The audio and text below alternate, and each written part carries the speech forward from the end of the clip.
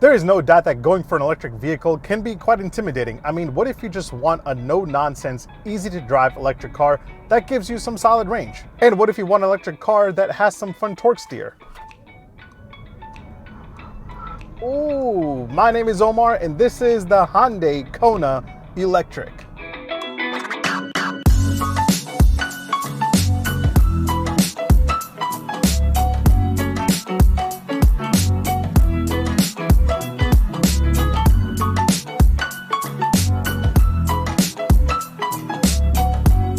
So yeah, going electric can be a little challenging for some people out there. Not everyone is tech savvy enough to figure out the ins and outs of what goes along with owning an electric car, but cars like the Kona Electric make it pretty simple. It's just a basic car, but it's also electric. Don't think of this as a competitor to the Tesla Model 3, Y, or the Ford Mustang Mach-E, or even the new Hyundai Ioniq. This is a competitor to the likes of the Chevy Bolt, the Nissan Leaf, and the Volkswagen ID4. So how does it drive? Pretty good. And if you don't understand that reference, that's Curb Your Enthusiasm. And if you don't watch Curb Your Enthusiasm, you should. It's a great show. So you've got 201 horsepower and 291 pound-feet of torque.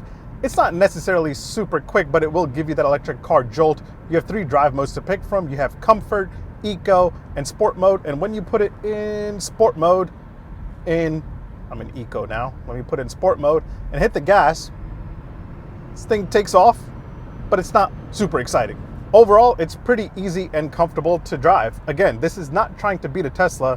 For everyone out there thinking right now, well, a Tesla is just superior in every way. But I still can't get over the fact that you can make the tires chirp from a standstill. Oh, that's fun.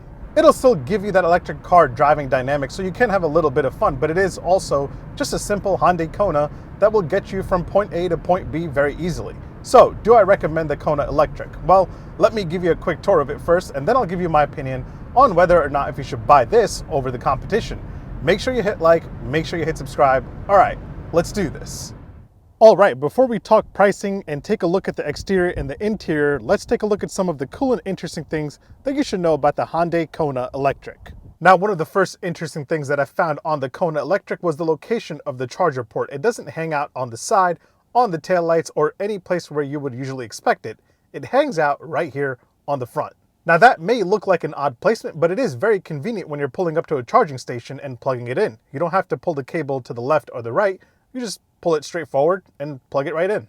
Next up, check this out, an electric car with paddle shifters. Why? Well, it's actually a pretty clever implementation. The paddle shifters here don't allow you to change gears, obviously. What they do allow you to do is set the level of braking regen. Pulling on the left paddle will allow you to increase the level of regenerative braking, and the right paddle will decrease the level of braking regen, allowing you to coast more, having a more normal driving experience. And that's really it. Like I said at the beginning of this video, if you want a no-nonsense, easy to get in and drive electric car, the Kona Electric is a great option.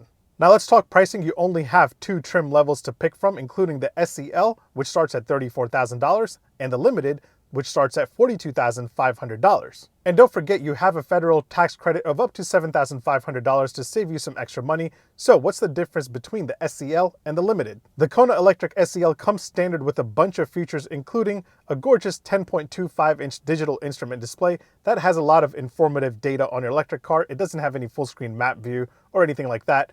It comes standard with an 8-inch touchscreen display with wireless Apple CarPlay and wireless Android Auto. Now for an extra $3,500, you can add on the convenience package to the SEL, and that will upgrade your manual cloth seats to cloth seats that are 8-way power adjustable, and they also become heated front seats. You get a simple sunroof, no panoramic action going on here, which would have been nice. You get an upgraded leather wrapped steering wheel, which feels really nice to hold. This package will also throw on the wireless charger and a digital key if you want to be cool and use your phone or the credit card type of key that comes with the Kona Electric. Safety-wise, you get a bunch of driver assist tech as standard, including blind spot monitoring, forward collision warning, lane keep assist, lane follow assist, and driver attention warning, and much more. Now, if you want the best of the best and you want to spend more money, you can go for the Limited, and that will give you everything from the SEL with the convenience package, but it also upgrades your 8-inch touchscreen display to a 10.25-inch touchscreen display. But here, Apple CarPlay and Android Auto aren't wireless, but you do get Hyundai's native navigation system. Your seats also get upgraded to these powered leather seats, which are very, very comfortable. This time they are heated and cooled as standard, and you also get a heated steering wheel. The Limited also adds on LED headlamps, which are actually right down here, and you also get LED taillights. Pretty dope. Safety wise, you get everything from the SEL with the convenience package, plus you get adaptive cruise control only here on the Limited trim. But yeah, it's pretty straightforward. There's no messing around with a bunch of extra options or packages. All right, let's talk horsepower and torque. The electric motor here will give you 201 horsepower and 291 pound-feet of torque, which is pretty impressive.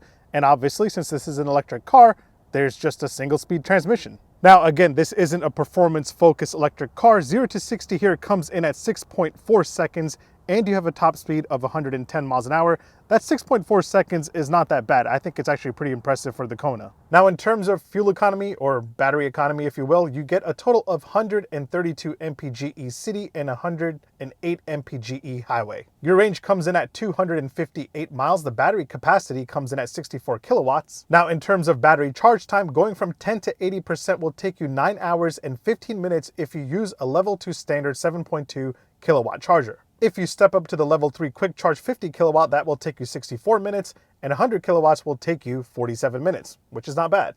Let's take a look at the exterior design of the Kona Electric, and yeah, it's nothing super exciting. Of course, the new Hyundai Ioniq looks much better than the Kona Electric, but I think the Hyundai Ioniq is also a little bit more upmarket. The Kona Electric here, again, competes with the likes of the Chevy Bolt, the Nissan Leaf.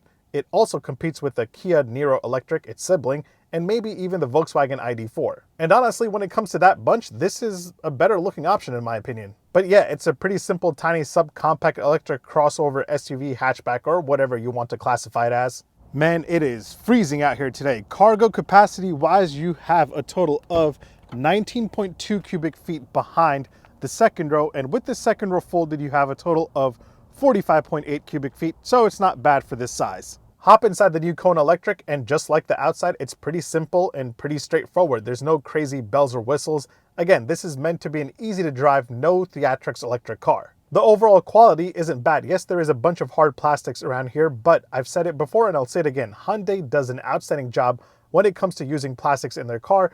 There's a good mixture of soft touch and plastic in here. It's nothing terrible. In my opinion, the quality is pretty solid. There's no creaks or cracks when you push on the dash or the center console. Everything in here is really well put together. Now, as far as rear legroom goes, you're working with, sorry for the wind noise, 33.4 inches of legroom. I'm about 6 foot tall. That is my seating position, as you can see. Not that much room. It's a Kona, so what did you expect? I can no longer move my mouth. It is that cold outside. Now, before I give you my opinion on whether or not if you should buy the Kona Electric over the competition, let me point out a few random things that I'll have to show all of you. You have 4 cup holders, 2 in the front for the front passengers, and 2 in the back right here in the armrest for the rear passengers. We're gonna stay inside to check out the keys because I can no longer feel my hands. These are the keys to the Hyundai Kona Electric. You got remote start, lock, unlock, and panic. Nice little Hyundai logo in the back. Pretty cool. Door open and close sound from the outside. And from the inside,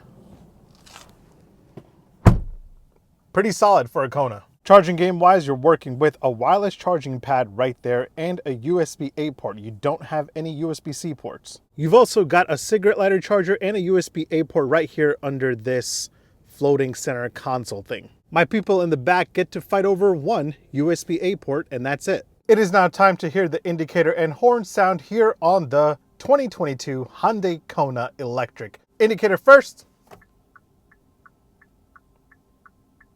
Same old Hyundai indicator. Now for the horn sound. Oh man. It's cute. Nobody's getting scared of that at all. And now that I've given you a tour of the Hyundai Kona Electric, let me give you my opinion on whether or not if you should buy this over the competition. And if you're in the UK or anywhere in Europe, it's pronounced Hyundai there, not Hyundai like over here in the United States. So if you're somebody that wants to go electric and doesn't want to be overwhelmed by the stress that comes along with learning all this new tech, yes, you should simply just go for the Kona Electric. If you're in the market for a Nissan Leaf, a Volkswagen ID4, or even the Chevy Bolt, definitely give this a spin as well. I think out of that group, this is probably the most easy to use and easy to drive electric vehicle. Not to mention that range of 258 miles, it's pretty strong. I think that's the most range you'll get out of a subcompact electric crossover SUV. Either way, thanks for watching. Make sure you hit like, make sure you hit subscribe. Make sure you follow me on Instagram and on TikTok. My handle is @OmarDrives. I'll catch you in the next one. Take care. Peace. Sport mode. I was already in sport mode. Haha, let's go. It's quite fun. Not bad at all. Nice and simple.